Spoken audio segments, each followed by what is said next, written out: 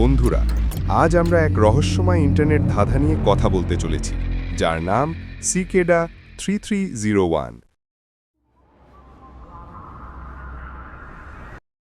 2012 সালে হঠাৎ একটি বার্তা ইন্টারনেটে আসে, যা বলছিল, আমরা এমন কিছু বুদ্ধিমান মানুষ খুঁজছি যারা সমস্যা সমাধানে পারদর্শী।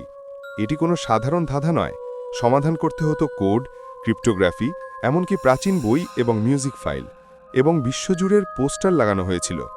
হাজার হাজার মানুষ চেষ্টা করছিল, কেউ পরবর্তী ধাপে পৌঁছায় এবং কেউ অসফল হয়, কিন্তু প্রতিটি ধাপের শেষে সব রহস্যময়ভাবে বিলীন হয়ে যায়।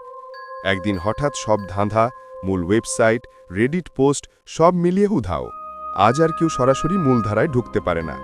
কেউ বলে এটা সরকারি প্রোগ্রাম ছিল, কে বলে হ্যাকারদের গোপন সংগঠন, কিন্তু আসলে কি ঘটেছিল তা কেউ জানে না। আজও এক রহস্য হয়ে আছে।